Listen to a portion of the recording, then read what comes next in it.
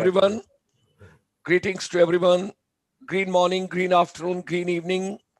It's a pleasure to have all of you today for yet another Friday evening program. Today, instead of 5 o'clock, we are having a program at 6 p.m. So, ladies and gentlemen, we extend a very hearty welcome to all of you. Wherever you are, things are getting better, world is getting into a better shape, and things are improving quite a bit. So we extend a very hearty welcome this evening to our senior advisor from Singapore, Shri Anil MANOCHA ji. And we have got today's guest speaker, Dr. Prafulla Kumar Sahu. He is Assistant Professor, Department of Environmental Sciences and Technology at the Central University, Punjab. He'll be sharing his vision with all of us. And today's topic we are taking groundwater contamination in India. And very specially, he will also be discussing about South Korea in between. So on behalf of our chamber, we extend a very hearty welcome to all of you. Thanks for joining. The whole world is one family. Let's stay as a family, live as a family, think as a family. Right from the beginning, when the Honorable State Minister for Jal Shakti, along with the Sparsh Ganga head CEO, they had come, and that was on 12th of August, World Youth Day. We had a special program, and we moved on the series further. And I'm grateful. Just now, our guest speaker was asking the programs which we had in the past, how we were doing, which way we were doing, what exactly were the programs, how did we start the series. So, ladies and gentlemen, water crisis, particularly water saving and every drop of water to be saved, जल संरक्षण बहुत ही ज्यादा जरूरी भी है और हमारा कर्तव्य भी है. Let's save every drop of water. Now, what does water do for you? That is very important. Our Manocha ji, Anil Manocha ji, our senior advisor, from time to time, he has given the detailed elaborations. He has given a detailed presentation. Today also, he'll share a couple of slides with you. Now, water conservation at school level, college level, family level, institution level, everywhere. And that is going to be only possible when we have a women empowerment, when we tell our ladies to save every drop of water. Now, youth empowerment is important, teacher empowerment is important, education has to be relevant to our life, startups related to water coming up in India and other places, organic farming. Now, again, we got to utilize, how do we utilize economically water for our cultivation, our agriculture, and a couple of other things related to agri-products. Health and wellness, yes, is the central core we got to take care of. Our chamber is having a beaming for you throughout the day. We just finished a day conference. India has got 37 sector scale councils at present. So there we got to be taken care of. Our chamber, various programs which we are organizing from time to time. After this also today at 8 p.m., we have got a very special program from Doha, Qatar, which is coming to empower the entire school education ecosystem in India. This is a program at 8 p.m. today, Friday, 19th February. And there we are going to talk about removing compartmental education in secondary schools. That's important. Monday, Tuesday, Wednesday, Thursday, we are having a special program after India's budget has come. And Nirmala Sitharaman ji, when she talked about 100 Sainik schools. So we are working on that project as well. And we are getting our veterans every Monday to Thursday. So next Monday, again, you will be meeting. Every day in the morning at 9:30, we play a special song for you. Vishwa Guru Banna Hai Bharat, Bharat Ka Samman Karo. That's Monday to Saturday. And then we are going to start. This is, again, my passion, because I recall and recollect during my deputation time with the Ministry of Tourism, we had a program called Surbhi, and that was Renuka Shan and Siddharth Kak. So something on those lines, we are planning to work out, and you will have a special program coming on 1st of March, 8 p.m. every evening. That will be basically on how India and what India's treasures are as far as tourism is concerned. We'll be taking one topic every day. And of course, the journey, what we have taken during this pandemic and post-pandemic, teachers and youth empowerment. The world has to get into new order. basic food, basic health, basic happiness. So, ladies and gentlemen, let's live together. Let's respect each other. Let's love each other. Let's make the entire universe a better place for all of us to live. And whatsoever human mind can conceive and believe, it can achieve. So, let's get together, making education relevant. Today, we extend a very warm welcome to our senior advisor as well as today's speaker. And I would request now from here onward Anil MANOCHA ji to take over the journey and to further discuss about today's deliberations and what all we have got in the kitty and the storage which we have to take on. With these views, ladies and gentlemen, hearty welcome to all of you. Join us on GS Motivator, the YouTube channel. This program is going live for you. Wherever you are, you can post your comment, your questions, your queries, whatsoever you have got, and proceed from there. With these words, Shri Anil Manocha ji, Senior Advisor, Water Management Strategies, ICSI. Good evening. Thank you, Gulshan ji. Good evening, friends, and welcome back to another session on water issues. I am sure that most of you are connected with us since we started this series, and it's also important that the new people who are joining, they should get some glimpses. So I will start my presentation by giving you some idea about what we have done so far, so that you should have an overview and what we are going to talk today. We have started this series since October, and today is the 18th webinar, which is devoted towards water issues. In today's webinar, we have a very renowned professor, Dr. Praful Kumar Sahu, who will be talking to us on groundwater contamination and various issues. Uh, uh, so far in the journey, what we have traveled so far from 23rd October, when we had the first webinar on water, uh, uh, today we completed more than 17 webinars. We had 15 international speakers with a cumulative wealth of experience of over 250 years. If we add all of them put together in the water industry, water sector, they shared experience of over 250 years in water sector. And we discussed about the various issues on water availability. We talked about surface water, we talked about sea water, we talked about glaciers, we talked about river, we talked about underground water. And from there, here we learned that only 1% of the total water available on the earth's surface is suitable for use of our households, industries, and agriculture. This 1% water comprises of surface water and groundwater. And this water, whatever 1% is available, is used for these three sectors: domestic, industrial, and agriculture. And agriculture sector remains the largest consumer of this water. As we every day read and see the issues, people talk about water, and people do mention that the next war will be on water and all. So the lot of technological interface is taking place to identify the new emerging sources of water to supplement the freshwater requirements.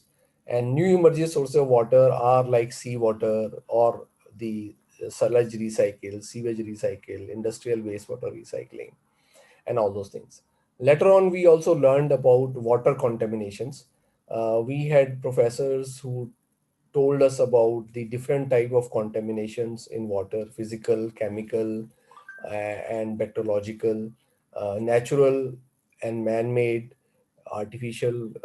So we talked about all this in the previous webinars. We talked about the water contaminations in canals, pond, water bodies, and we did touched upon the groundwater contamination in past. We also talked about industrial pollution, natural pollution. We talked about the issues of excessive use of fertilizers, untreated sewage discharge, and we also made our audiences aware about the international standards being followed for drinking water, the discharge disposal. We touched upon the various technologies. We talked about how we can regenerate the water bodies. There are more than 6 lakhs water bodies in India, which are available in the form of rivers, lakes, and ponds. And there are certain natural technologies, and there are certain interface of chemical and other technologies which can be used. And we also debated on water uses in agriculture sector, and how and why it is important to improve the efficiency of this water. We discussed about the food processing options, and we also talked about water as a mode for transport, recreation, and learning. So if you see, we covered most of the gamut which surrounds around water in last 17 webinars. We also talked about water management, concepts of circular economy, concepts of recycle, reuse, respect, relate water. We took a case study of Cape Town water crisis, and how the country South Africa and how the town Cape Town overcome that problem. We talked about that. We had a session on Singapore water story, and most of us know that Singapore does not have a, a source of water in the country, and almost 100% water when Singapore got independence in 60s was imported from Malaysia. And today, the import substitution is about 65%, and 35% water is used by conserving rainwater and by recycling sewage. We also have spoken about technologies for home water, urban water management. We talked about urban water management. And last Friday, we devoted a talk on water as a profession, water as a career, and we brought the importance of starting young in the water industry. So all these things have been done, and I'm sure most of us who are connected with us since 23rd October will appreciate that. So it is a good refresher for all of us. And this is a glimpses of speakers from various places who came. Since we are talking about groundwater, we had a speaker, Dr. Laura Richards from United Kingdom, University of Manchester. She also dwelled upon the groundwater contamination issues in eastern side of India, and the research which she did. So she shared with us her thoughts, and we will get enriched by today's talk again. What more we will hear from Professor Sahu.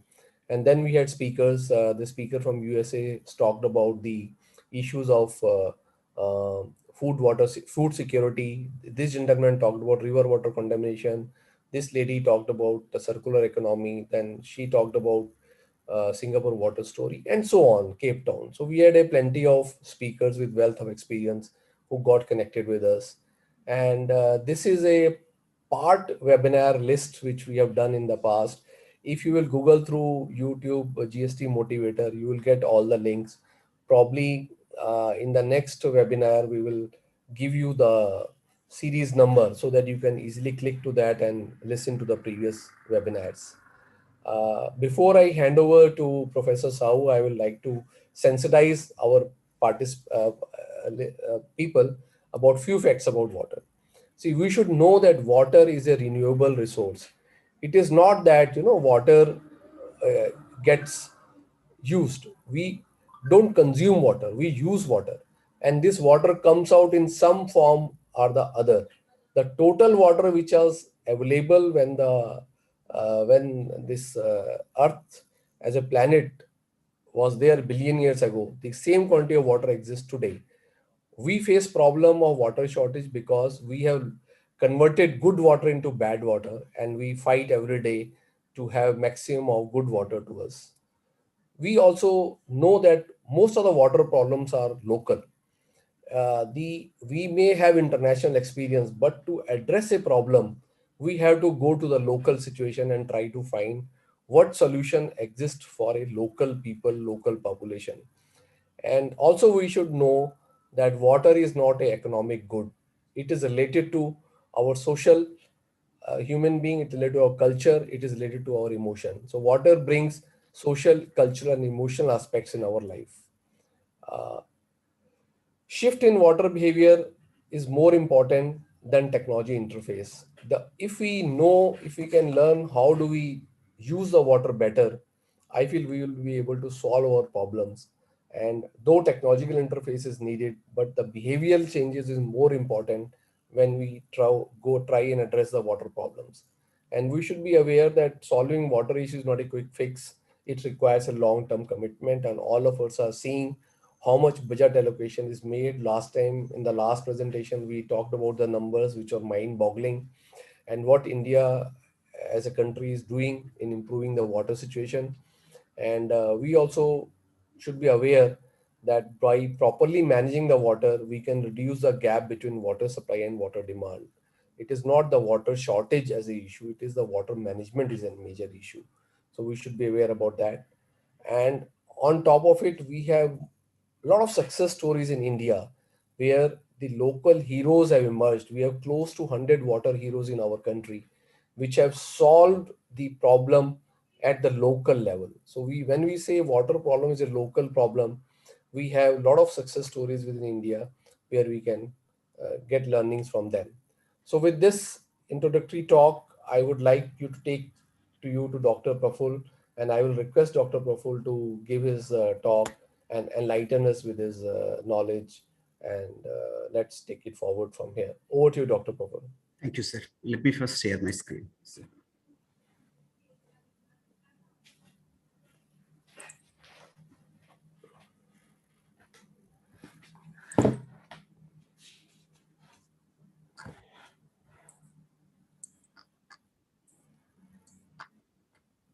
So is it visible, my screen, sir? Yes, yes, it's okay.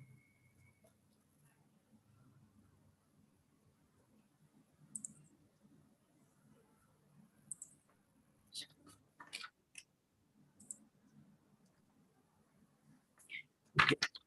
Thank you so much, sir. Thank you. It's for giving a very nice presentation about the detail about the webinar you are conducting and the water series, and even conducting the various dimension of these water issues. Those are really excellent, and at the same time, you are also spreading awareness. And at the outset, I would like to thank Dr. Gulshan Sharma, DG ICSI, for your kind invitation and giving me this opportunity to deliver a talk in your Extremes webinar series. And as I understand, this water issues, this is one of the most crucial and global environmental issues these days. And I hope through this webinar series, you have covered a lot of topic, and also you have covered, as I have seen, some of the topic you have even covered about water contamination, then the type of the contamination in different water types. And also you have covered about groundwater contamination. So what I will do, so in this topic, I will also a little bit cover about these groundwater issues, particularly this Indian scenario, but I will mainly emphasize on arsenic contamination. So is it moving my slide, sir? Not yet, no. No, you cannot go to slide number 2. I think I made a mistake. I think it's not. Don't worry. Try it again. Try Okay, it. just a minute. Yes, sir. No problem. Yes. No problem.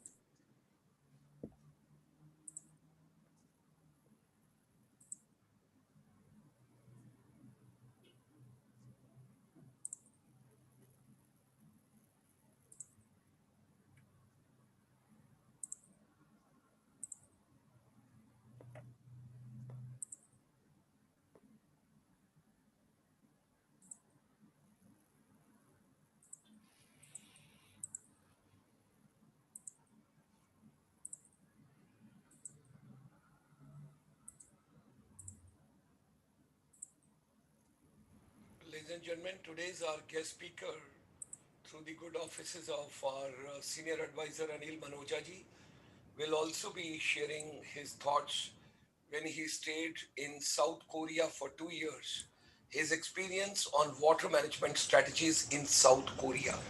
So he'll be sharing that as well with us. So technically, nothing to worry. South up, take your own time. It's a part of the game.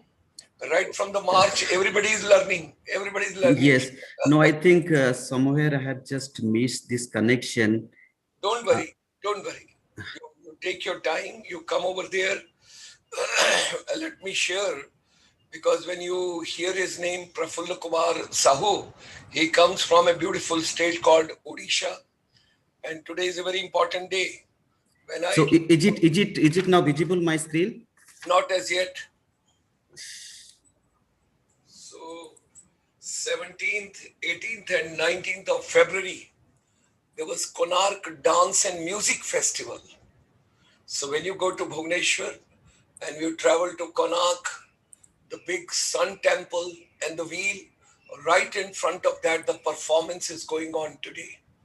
And that was on 17th, 18th and 19th. Art, craft, culture, heritage, yes.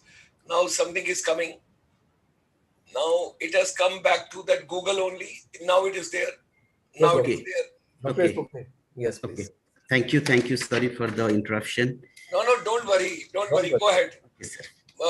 MANOCHA ji is a very fine person. He'll accommodate you. Okay. Don't worry. Thank you, sir. So basically, so in this topic, I'll focus on groundwater quality issues in India with special emphasis on arsenic contamination. So let's first talk about little bit about this groundwater. As you know, this water is nothing but the groundwater is nothing but the water occurring below the earth surface. So that is occurring in the zone of saturation.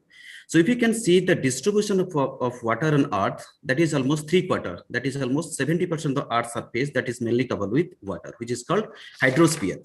And about 96% of the all water that is resides in ocean and seas, that is in the form of saline water, which is not even plentifully used. Then the remaining 2.5% water that is remain as fresh water. Then of the total fresh water, the dominating part of water that will be around 68.7% that is locked in glaciers. So this fresh water is not available. Then we have 30.1% exist that is below the earth, that is called groundwater. But when you talk about the available fresh water, groundwater accounts almost 95% of the available fresh water. Therefore, groundwater is the main source of fresh water for sustaining life on earth and the major source of drinking water. So in India, if you can see, this groundwater is also most preferred source of water for the various sectors. Now, if you can see, 85% of rural water supply that is depending on groundwater, then 50% of urban water supply, then almost 85% that is irrigation that is dependent on groundwater. Also, if you can see the drinking water, almost 80% of drinking water is India that is coming from the groundwater. Also, if you can see the GDP, that is almost groundwater contributes almost 9%. So that means, as you know, this groundwater is plentifully used since the prehistoric time. It's not even today, it's since the prehistoric time. And that has been used for the various purposes, including drinking. And this is because this groundwater is generally considered to be less vulnerable to physical and biological contamination. And also, this groundwater is ubiquitous in nature. However, as the civilization grew, so a lot of this population density increased, urbanization, industrialization, they generally made a tremendous pressure on these water resources, and the water resource gets depleted, and at the same time, they also got contaminated. So now if you can see this groundwater, if you can see this groundwater resource is under constant threat, as the resource is depleting. Now if you can see the daily per capita groundwater availability in the country, which has been come down to 5,120 liter, that is almost 35% of the 14,180 liter in 1951. So again, if you can see 2050, if you can see this groundwater, the per capita availability will be 3,120. That means this per capita available of the groundwater, that is significantly decreasing. So now if you can see this statistic, this groundwater statistic, so that is the annual replenishable groundwater, that is almost 433. And out of this 433, most of this groundwater, that is 245 billion of groundwater, that is mainly extracted. And out of this 245, that irrigation sector, that is almost 222 billion liter being used. And the other domestic and industrial is 23. Therefore, if you can see this irrigation sector, that means this agricultural sector is the major sector that groundwater is being used. And if you can see the Indian groundwater when compared to the world average, so that India tops the list of the top 10 groundwater abstracted countries and is one of the largest user of the world. So now if you can see, this is another statistic. If you can see groundwater levels in various parts of India also declining, where it has been used excessive for the irrigation. Now if you can see the states of Punjab, Rajasthan, Delhi, Haryana, here if you can see the stage of groundwater development that is exceeding 100. Exceeding 100 means if the stage of groundwater development is more than 100, that means the annual groundwater consumption is more than the annual groundwater research. And again, if you can see the another study 2017 by CGWB, if you can see in the India, almost 60.7% of the whales that has been drastically decreasing. Then along with this water scarcity, we have also situation of water contamination. So according to NITI Aayog observation, what they have made, that 70% of the Indian water supply is contaminated. And out of this 70, if you can see, that is 30% is groundwater, which is undrinkable. That means groundwater in 33% of Indian situation is undrinkable. And this is due to the presence of these all kind of these toxic contaminants like arsenic, uranium, then you have fluoride, then along with you have this salinity. So they generally exceeds beyond the tolerant limits. So the situation is particularly worrisome because almost 85% of the drinking water supply in India that is derived from groundwater sources. And this is another, before going to this contamination or this pollutant, I have just briefly discussed what are the types of pollutant, although it has been almost covered. So generally, according to this WHO, we have these different kinds of water pollutants, like organic pollutants or organic contaminants, which is mainly contain this oil, solvent, then organic fertilizers, then pesticides, DDT, chlorinated compound. And then we have these inorganic pollutants. So inorganic pollutants, we have like mineral acids, then inorganic salts, nutrients, heavy metals, cyanides, something like that. Then we have these microbiological pollutants. In the microbiological pollutants, we have like bacteria, virus, protozoa, parasites. They are included in the microbiological pollutant. Then we have this radiological contaminant that is mostly contain radons, cesium, then plutonium and uranium. Then the recent contamination we all heard about this emerging contaminants. So these emerging contaminants, because these are the contaminant of emerging environmental concern. So these are the contaminants which generally includes pharmaceutical products, microplastics, and personal care products, including these things are generally, and these contaminants, they generally comes through the various kind of anthropogenic activities, and along with these geogenic activities. So in the inorganic contaminants, we generally more worried about this heavy metal because they are highly toxic in nature, and because they generally bioaccumulate. And the heavy metal, most toxic elements are arsenic, then selenium, chromium, nickel, lead, cadmium, uranium. So these are the group of these heavy metals. And again, another term is potentially toxic elements. So what is that? So PTE, that is potentially toxic element, that is generally a collective term of applied to the group of metal and the metallites. So which is generally the density is greater than 4 gram per cubic centimeter. But these group contain both heavy metals, lighter element, along with these non-metallic element, and all these elements are toxic in nature.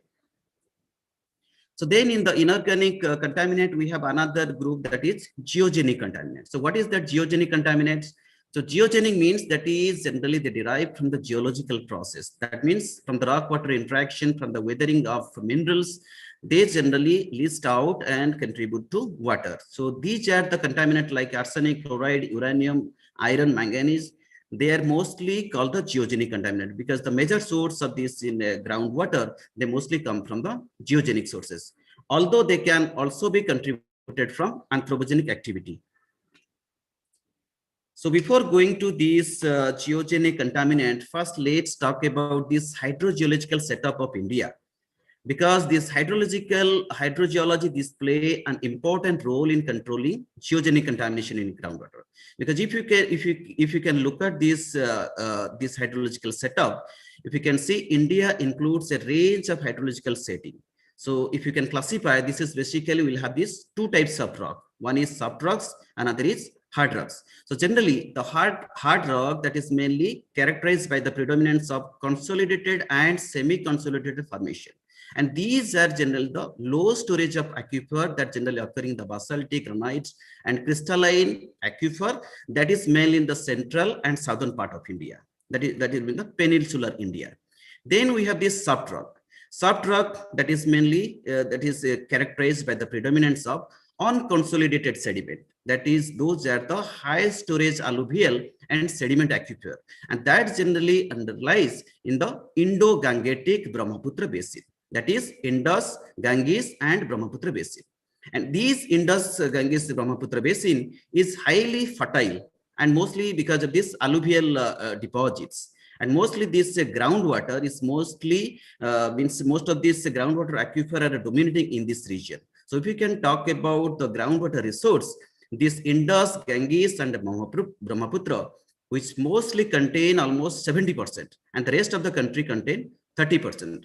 However, this Indus, Ganges, and Brahmaputra basin, it's quite polluted because of this geogenic contaminant. If you can see the next figure, if you can see here, these are the contamination. The one is fluoride, the yellow one, and other one is the blue one is arsenic contamination. Now, if you can see how they are correlate with this Indo-Gangetic basin, that I will explain in the later slides. So now, first we'll talk about this arsenic contamination, and this is what I will focus in today's topic. So generally, when you talk about this arsenic is a carcinogen, and it's classified as a class 1 human carcinogen according to EPA 2001. And arsenic is generally a metalloid, but it's also included in the group of heavy metal. And according to this arsenic permission limit, there are different permission limit according to WHO, that is 10 ppb. Then we have BIS, Bureau of Indian Standard, that is 50 ppb. So now we can see here a lot of these toxic pollutants that has been cracked by this chemical abstract number registered number. So this is the agency which generally crack the polluted substance. So in this list, if you can see, arsenic ranked first. That means this clearly indicates arsenic is something really very bad for the human health. So now if you can see this Indian perspective, how this arsenic contamination is occurring in India, if you can see, that is those Ganges and Brahmaputra. If you can see, this is the Ganges and Brahmaputra basins are mainly polluted. That is mainly in the state of UP, then West Bengal, Bihar, Assam. And if you can see the number of population, that is almost 239 million Indians that is affected by arsenic, which spread over 153 districts in almost 21 states. As we know, the first cases of the arsenic that has been reported in West Bengal, and mostly in the Bengal Delta Plain. Okay, Bengal Delta Plain, that is mostly covering both the Bangladesh and West Bengal.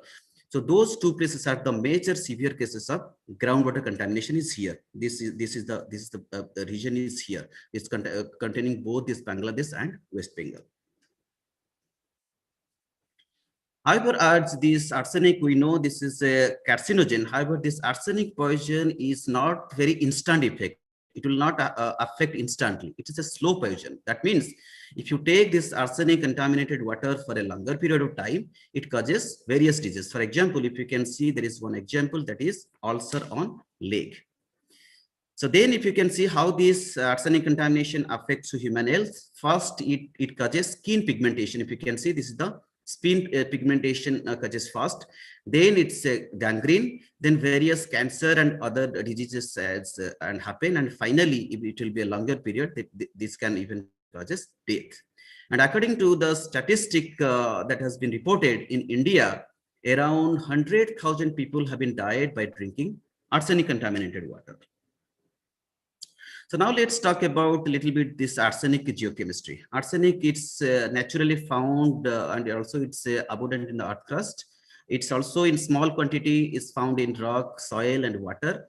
And in earth crust, the concentration is around 1 to 2 ppm. And also arsenic is not only coming from geogenic sources, it also contribute from the anthropogenic sources like in the pesticides and the fertilizer that has been applied, and also some of those means medicine, electronics, metallurgy, and some chemical event that used to contribute arsenic. And if you can see the rock type, generally igneous rock that is contain very low concentration of arsenic, whereas the sedimentary rock is mostly contain very high concentration up to 400 milligram per liter. So here, if you can see arsenic, generally two dominant species, one is arsenate, another is arsenite. Arsenate is +5, arsenate is +3. Now, if you can see this arsenite is highly toxic in nature and also more mobile than arsenate. And in the environment, generally, arsenic, what generally happens, arsenic generally scavenged by arsenic hosting minerals. So generally, there are two different kinds of minerals, primary minerals and secondary minerals. The primary minerals, that is sulfide minerals like pyrite and arsenopyrite, they host arsenic. Then we have these secondary ones, these pyrite and arsenopyrite get weathered. They generally produced secondary minerals, iron oxide minerals like goethite, jarosite, ferrihydrite. And those minerals are the temporary storage of arsenic. And as we have discussed, this inorganic form of arsenic is more toxic than uh, uh, organic form. And this arsenic is a redox sensitive element. Therefore, it depending upon the environmental condition, whether it is oxidizing and reducing, the mobility, arsenic mobility will be controlled. So now if you can see this arsenic mobilizing mechanism. So when you think about this arsenic contamination, we have to think of two different aspects. First is the process, another is the source. That means what are the process that controlling arsenic to the groundwater, and the other one is the source, where the arsenic is coming from. First, let's talk about those hydrogeochemical process that generally control arsenic rich groundwater. So generally, this arsenic process, there are three hypotheses that has been developed. First one is sulfide oxidation, then desorption from iron oxide, then the reductive dissolution of iron oxide. The first one is pyrite oxidation hypothesis. So what does it mean? So according to this hypothesis, arsenic is released from the sulfide minerals. That means arsenopyrite or pyrite in the shallow aquifer. That is due to oxidation. That means this will be oxidation happened when the water level will be lowered. That means lowering of water table, that will lead to over exploitation of the groundwater for the irrigation, that penetrate more oxygen along with this rainwater, and that oxygen that will oxidize this pyrite, and the pyrite will be oxidized and the release arsenic. And the second mechanism, that is the dissolution of arsenic rich iron oxide, that is due to onset of reducing condition of the subsurface. So this one is the most predominant mechanism that is considered for the major cause of arsenic contamination in the Indo-Gangetic basin. So what generally happens in the oxidizing condition, the presence of iron, because iron is a scavenger of iron arsenic. So what will happen? This arsenic will be scavenged by this iron oxide in the oxidizing condition. But when the condition will be reducing, this iron oxide will be dissolved and it will release arsenic. And during this iron oxide dissolution, the major role is the microbes, because the fermentation of organic material in the presence of microbes, they play a major role from the dissolution of iron oxide. Then the another process is arsenic released to the aquifer by the competitive exchange with phosphates. This is very important, and also this could be also one anthropogenic region, because application of the phosphate fertilizer that has been increased over the year during this agricultural activity. So what generally happens? Arsenic generally adsorbed on the iron oxide surface. So what will happen? This phosphate fertilizer, they will have the phosphate PO4, and the phosphate is an analog of arsenic. So what will happen? This phosphate will have the competitive behavior. So what will happen? By this competitive anions, it will exchange phosphate, what is available in the iron oxide surface, and it will release arsenic to the groundwater. Then another mechanism is alkali desorption. Alkali desorption means desorption of arsenic at high pH. So what generally happens? Arsenic behavior, when the pH will be increased at greater than 8.5, that iron oxide surface will be negative. And this arsenic, that because arsenic will be oxyanion, it will have the negative. And again, at the high pH, since it will be the iron oxide surface will be negative, there will be competition with the OH and other negative ions. Therefore, the arsenic will be more released to water. That means arsenic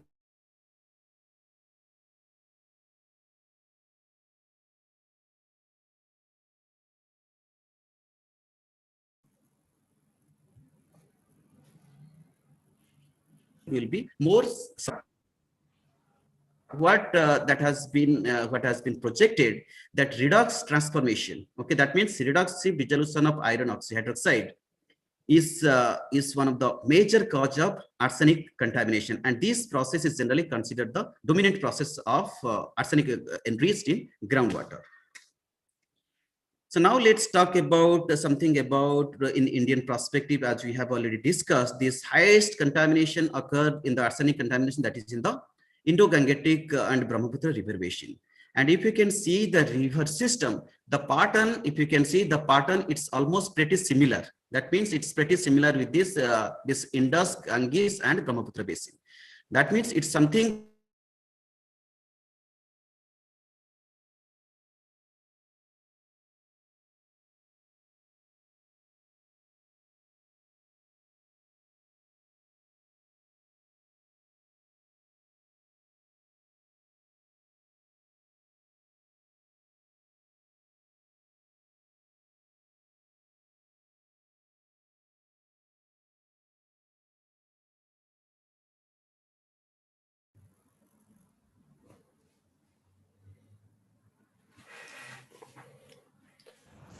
Mr. Sahu, we can't hear you. I think we have lost him. He might be reconnecting. Yeah, he's reconnecting.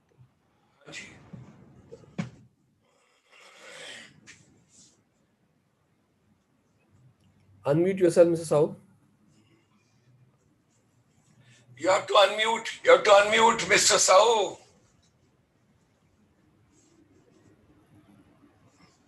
Am I audible now, sir? Yes, yes, yes. Please go ahead. अभी हम south Korea तो पहुंचे नहीं मेरे भाई. Okay, sir. I'm coming soon. Yes, yes. So next, what you can see that this groundwater contamination is also pretty much serious in other part of this country. That means it's also a worldwide problem.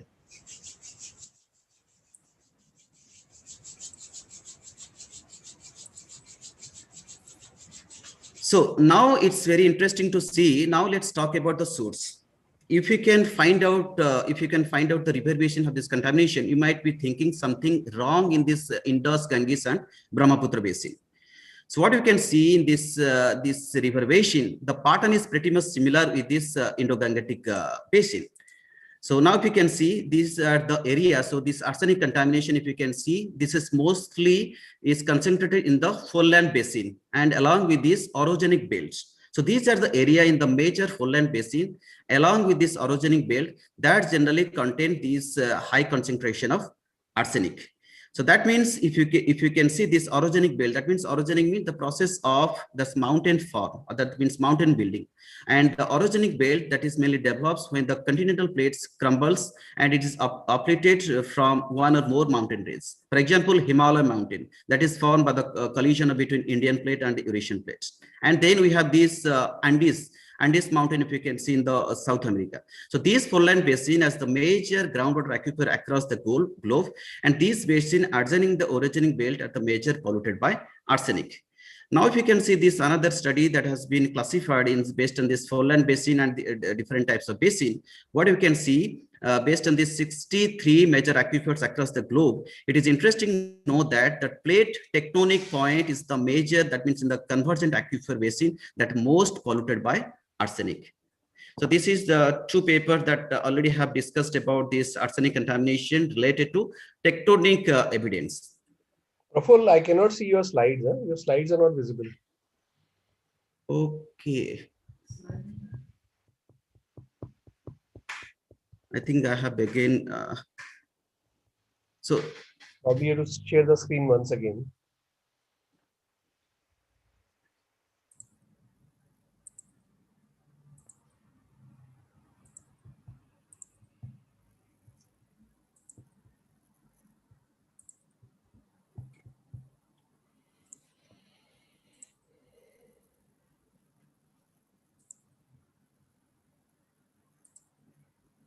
Yes, now it's okay. I think it is coming. Sorry for this interruption. No, it's I think it will come. Let's just share. Yeah. Okay. So is it visible now? Yes, yes, yes. Perfect. Yes. So just I'll just let it, how much minutes left? Hello. Hello. Hello. Am I audible to everyone?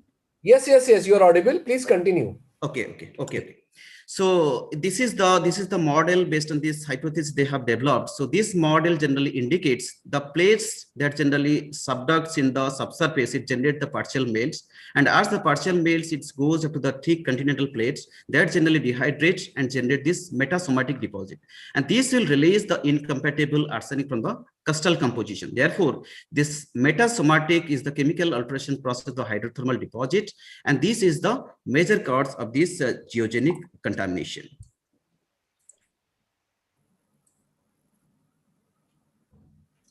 So this is the model that has been given, and that has been even proposed for the provenance of the groundwater of arsenic is the Bengal Basin.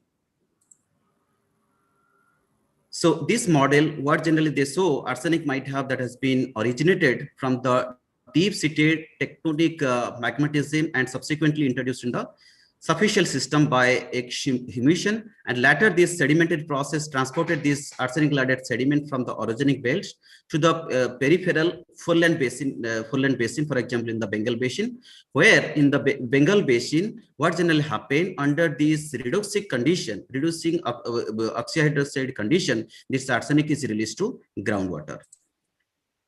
So this is the model they have generated, how the arsenic is through the tectonic process, that is means it's coming from the primary source and getting weathered and getting deposited in the sediment bed. After that, reductive dissolution process releasing this arsenic to groundwater. So now this is the work which, as we have already discussed, the problem in the West Bengal, which is in India, which is very severe. And this is the small work that has been done by Caroline et al. 2012. I'm just give a brief outline of this study they have done on the Bengal Basin. So what's generally done, they have done this sampling almost all over this West Bengal, and what they have observed, arsenic problem in the Bengal Basin is really severe, and more than 60% of the sample that above the WHO limits. And another interesting, they have noticed, what they have observed, the depth profile, so that high arsenic that's generally found in the shallow depth. And they have also understand what are the possible mechanisms that release this arsenic. Therefore, they correlate with this arsenic concentration with this iron, along with this methane and iron. So what generally happens, if you can see the iron, when it will have correlate with the arsenic, that means this will generate, this will give the evidence about the reductive dissolution of iron oxyhydroxide. And same thing about this methane and ammonia. So this will tell the microbial activity. That means these are the reducing condition that generally facilitating arsenic to the groundwater. So this is the major study they have done in the two area, that is Faridpur and Lakshmipur. And what they have observed, this arsenic is strongly correlated with the methane and along with iron and ammonia. So this will go deeper, and this will clearly deduce that reductive dissolution of iron oxyhydroxide is the major process of this this arsenic contamination. So now this, what they have studied, this methane, and another one is ammonia. So what they indicate, so they are the indication of, are they microbial involved? Because if they're positively correlated, so they will indicate the microbial activity, because these microbes, they are oxidizing organic matter and they're breaking down this iron oxyhydroxide. And this iron oxyhydroxide is the temporal storage of arsenic. And once these iron oxides will be dissolved, then the arsenic will be released. Also, these microbes, they also convert arsenic +5 to +3. So this +3 will be more mobile in nature. So that is also another study they have studied. That means they have taken this groundwater along with this bulk sediments, And what they have measured this in the bulk sediment, you can see adsorbed arsenic along with adsorbed iron, they are highly correlated. So this clearly indicates that means arsenic is available in the sediment in the secondary phase. And when they have studied in the groundwater, that means both the dissolved arsenic and the dissolved iron, they are highly correlated. So this indicate increasing arsenic along with increasing the iron. That is the clear indication is the iron oxide hydroxide dissolution is the major process that controlling arsenic enrichment. And this is the overview of process of this arsenic release. So this schematic diagram, this is generally what it's generally indicate that when the water research into the soil and the water enter into this aquifer, then in the first it will have these aerobic microbes. They generally exist in the upper oxygen layer in the aquifer where they consume dissolved oxygen. However, these anaerobic microbes that dominate in the groundwater in the underlying anoxic environment. So these are the microbes. They are the oxidizing organic matter, and they will dissolve iron oxide hydroxide means minerals, and they generally release arsenic.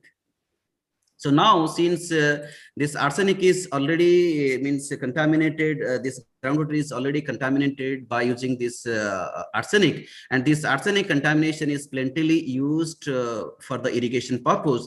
There is also great threat to the crop or the vegetables and various kind of other crops, because this arsenic contaminated by continuous using this arsenic contaminated groundwater, it can accumulate in soil, and further from the soil it can uptake by the plants, and finally it will be contained in the means grains like means rice grain, and also in the crops. And among these crops, there are some crops there are hyper accumulator. That means they generally accumulate more concentration of this arsenic. So this is the study we have done in South Korea during my postdoc. So this is the Mangyong River Basin. So we have generally understand this arsenic contamination in groundwater. Along with we generally focused what are those process factors and how this anthropogenic factor control this river basin, because this river basin, that's Mangyong River Basin, that is one of the major river basin that's generally used for the paddy cultivation. So what we have done in this area, we have first things we have installed some multi-level sampler, because the multi-level sampler, it's very important, because by using this multi-level sampler we can collect sample from the different depth. Then we can understand the natural characteristics of water. Along with, we have used some agricultural well, which is already some duck well and hand pump which is already exist in that area. We have also considered both, and these are the multi-level sampler along with the drilling we have done, and we have collected all these sediment core, and we have installed this multi-level packet samplers to collect sample all these points. So this is the field study we have done. That means how we collect water sample, groundwater sample by using this multi-level sampler. As you can see, this is the drilling machine is here. What we are doing, this is the peristatic pump is here. What we are doing, this is the PVC pipe. This is a big PVC pipe. Then PVC pipe that will be attached with different small PVC pipes from the different depths. That means like from starting from 1 meter to 50 meter depth, from the different depth that will be attached. Then on the top of this, on the surface, peristatic pump will be connected. Then once the peristatic pump will start, then water will collect from the different depth, because from the different depth, the different pipe will be attached. So this way, what we did, so these are all these multi-level wells. What we did, these are the points in the round, these are the points we have collected. These are the different sampling depth the water has been collected. And we have also studied this stratigraphy, then sedimentology, and we have compared with this arsenic concentration and the geochemical process, how that is controlling arsenic contamination. So now if you can see, this is, if you can see here, the vertical after this installation, we have collected from different depths. Then we have these, all these wells that has been, we plotted in this plot. Now if you can see the arsenic concentration from this plot, you can see arsenic concentration were low at the shallower.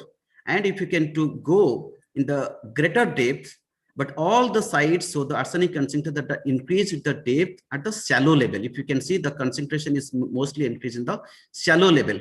But if you can go even greater depth, you do not have this arsenic concentration. That means arsenic concentration is highly increased in the shallow depth. And this is the pattern of these arsenic concentration. If you can see, this is highly correlated with this pattern is highly correlated with the lower redox potential, then higher, lower nitrate sulfate level. And along with this is correlated with higher iron, alkalinity, and phosphate level. So these indicate this is the typical process of the reductive dissolution of iron oxyhydroxide. And it's interesting to see in the top position, if you can see, the arsenic concentration is very low. Okay, so this concentration, if you can see, that is also along with this other parameters. For example, like nitrate, because the nitrate, once the nitrate concentration will be higher, nitrate will surface this iron oxyhydroxide dissolution. Therefore, in the surface level, you will have very low concentration of arsenic.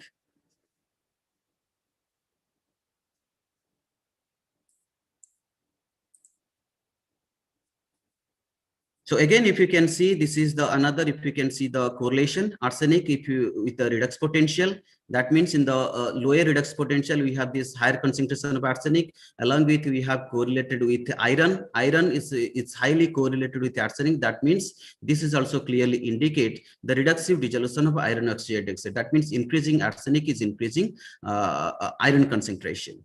And again, we have seen that arsenic concentration that is negatively correlated with nitrate and sulfate. As I have discussed, nitrate that will generally, it will suppress this iron oxyhydroxide, or it will facilitate more this precipitation. Therefore, arsenic dissolution will be reductive dissolution of iron oxyhydroxide will be less here.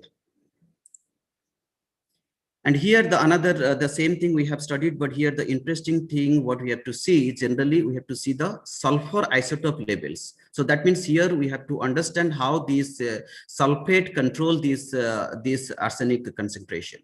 So generally, if the sulfur isotope level in the sulfate increases, when the sulfate is being reduced by microbes. Therefore, sulfur isotope is used as a strong indicator of sulfate reduction in the groundwater system. That means that increasing this sulfate isotope with the greater depth, that generally strongly indicate that is the precipitation of the sulfides. So once the sulfide will be precipitated at the greater depth, there will be the sulfide precipitation will adsorb or the scavenge arsenic. So that will generally the reason for the low arsenic concentration at greater depth.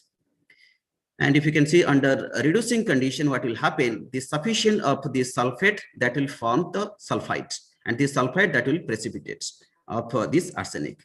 Now, if you can see this figure, what you can see, this figure shows that the side with high arsenic concentration, generally greater than 50 ppb, up here you will have this very low sulfate level. So this clearly indicates how this special variability of arsenic is closely related with the sulfate concentration. So now what we have seen here, that arsenic level in the study area that is controlled by agrochemicals, because this nitrate and sulfate which we have discussed, that is mostly coming from the anthropogenic activity. From this, agrochemicals means is fertilizer. And as we have discussed, this nitrate in the shallow levels, the increasing nitrate level, that generally suppress this iron oxide, this arsenic concentration, because nitrate is an oxidant. So that will facilitate this iron oxyhydroxide, means formation of the iron oxyhydroxide, that will reduce the dissolution of iron oxyhydroxide. Then again in the deeper level, what will happen, this sulfate concentration, that will form that sulfite will form in the deeper level in the reducing condition. And this sulfide mineral, that will hold or it scavenge this arsenic. Therefore, from this study, what we can see, the arsenic concentration is highly dependent on the surface geology condition. That means if you have more agricultural activity with a more sulfate concentration will be, more nitrate concentration will be there, that generally suppress the arsenic concentration in groundwater.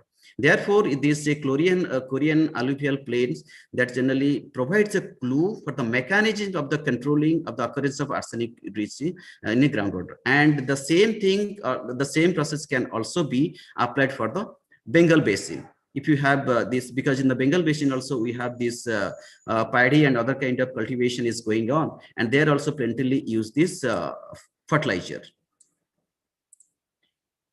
So in the summary, what we have covered this seminar, that means almost 80% of the drinking water in India that is dependent on groundwater. And as you have seen, agriculture is the main use of groundwater resources, and this high dependence of the groundwater we have seen that is mostly depending on this agriculture. Therefore, there is that leads to serious stress on this water condition, groundwater resource condition in the various parts of this country. And this geogenic contamination is really very severe in India. And to understand this geological contamination, hydrogeological setup is most of the primary control of occurrence of the geogenic contaminants like arsenic. And in the arsenic contamination, we have seen elevated arsenic concentration that is mostly confined in the Indo-Gangetic Brahmaputra alluvial plain, that will be in the covering the parts of West Bengal, Uttar Pradesh, and Bihar. And also this arsenic contamination, as we have discussed, two important things we have to discuss. One is the source, another is process. The source is, that is the geogenic process. Geogenic process means that arsenic is origin from this Himalayan mountain. Through this weathering process, that arsenic it's getting deposited in the sediment, and in the sediment, along with this environmental condition, because in the reducing condition, this arsenic is getting released to groundwater and generally enriching this arsenic contamination in groundwater. And also in the Korean alluvial aquifer, what we have seen, the Korean aquifer, the major arsenic contamination is there. But what we have seen, the alluvial aquifer, by applying these agrochemicals, mainly this nitrate and sulfate, those concentration that will be in the fertilizer. So they generally control this arsenic concentration in groundwater. That means this surface geologic condition or surface geologic process is one of the major process or the major factor that control arsenic concentration in Korean alluvial aquifer. And this is all about my presentation. Thank you.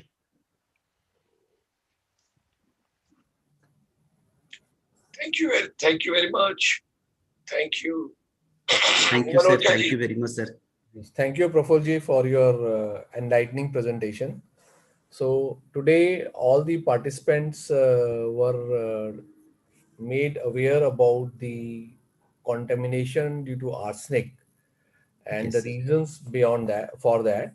So what we learned from Dr. Praful was that if you use excessive fertilizers, there could be a Yes. problem of arsenic in this, and also arsenic is also a factor of the rocky conditions and the type of rocks which water Exactly.